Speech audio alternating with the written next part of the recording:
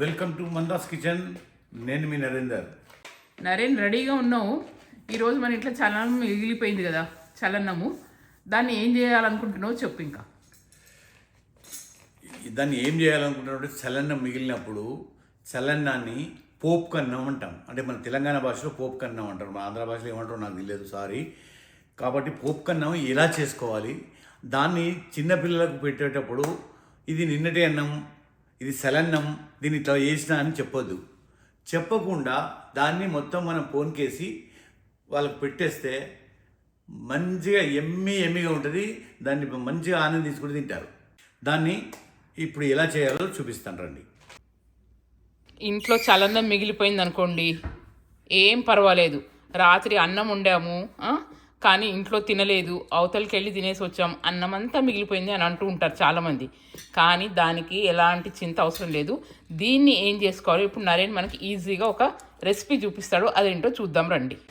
ముందుగా మనకు కావాల్సింది చలన్నాన్ని అంతా ఏంటంటే మొత్తం గడ్డ ఉండే దాన్ని అంతా ఇట్లా ఇప్పేసి పుల్లలు చేసుకున్నాను నేను.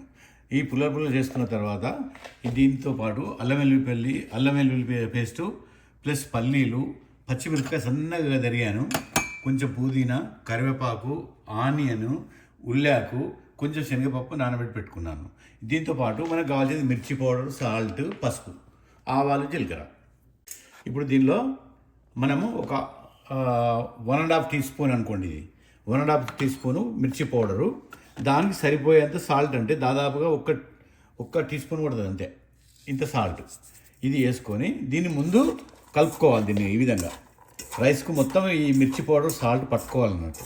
పట్టుకొని దీన్ని మళ్ళీ ఇప్పుడు మనం ఏం చేయాలనేది మీకు చూపిస్తాను నేను.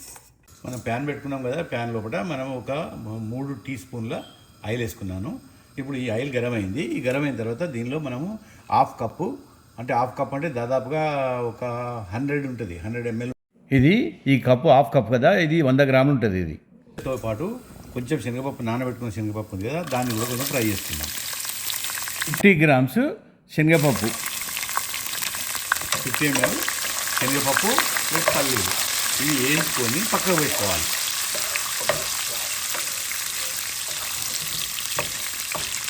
ఈ పల్లీలను శనగపప్పు మంచిగా వేయించుకోవాలి, క్రిస్పీగా రావాలన్నట్టు.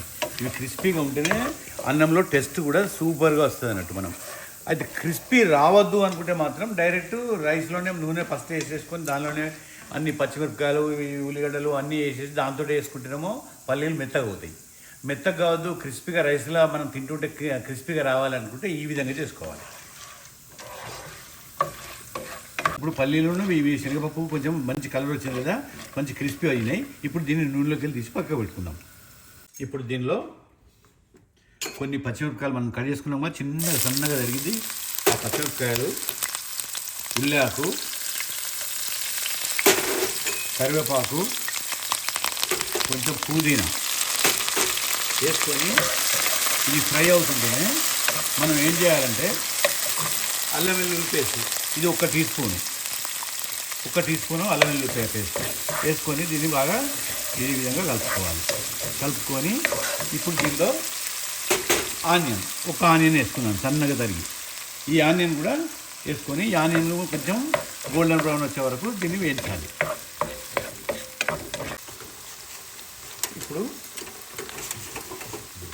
ఇప్పుడు దీనిలో కొంచెం ఒక టీ స్పూన్ అనుకోండి జీలకర్ర, 1 టీ స్పూన్ జీలకర్ర, 1 టీ స్పూను ఆవాలు వేసుకొని దీనిలో మళ్ళీ పసుపు వేసుకోవాలి. పసుపు కూడా ఒక చిన్న స్పూన్, అంటే హాఫ్ టీ స్పూన్ అనుకోండి, వేసుకొని దీన్ని కూడా దీనిలో కలిపి మంచిగా ఏం చేసుకోవాలి. ఇప్పుడు ఇది ఆల్రెడీ గోల్డెన్ బ్రౌన్ ఆనియన్ ఉడికింది, ఇదంతా మంచిగా ఉడికింది కదా. ఇప్పుడు దీనిలో మనం ఎప్పుడైతే దీనిలో మనం మిర్చి పౌడరు, సాల్ట్ వేసుకొని మిక్స్ చేసుకొని పెట్టుకున్నాం కదా, ఈ రైస్ని ఇప్పుడు దీనిలో వేసుకోవాలి.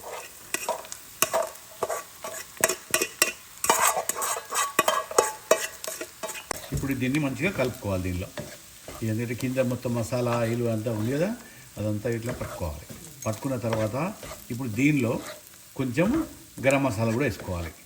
ఏంటంటే పిల్లలకి చాలా ఇష్టం ఈ చలనం మిగిలిందంటే చాలు, దీంతో ఏదైనా ఒకటి చేస్తాడు మా డాడీ అని అనుకుంటారు. వాళ్ళకి బాగా ఇష్టం ఇది.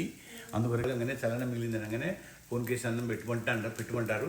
అందుకొరకు దాని కొరకు ఇది చేస్తున్నాను.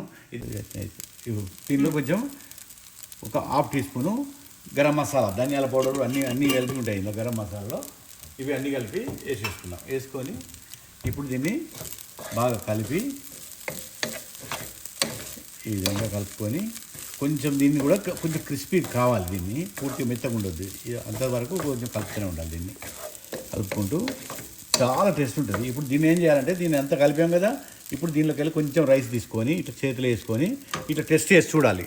ఇట్లా ఉప్పు తక్కువ ఉంది, ఉప్పు తక్కువ ఉన్నప్పుడు కొంచెం లైట్గా ఉప్పు కలుపుకోవాలి. ఇట్లా అందుకొరకే టెస్ట్ చేయాలి మనం. ఇట్లా ఎంత ఉప్పు సరిపోతుందో అంత సరిపోయేంత మనం వేసేసుకొని కలపాలి.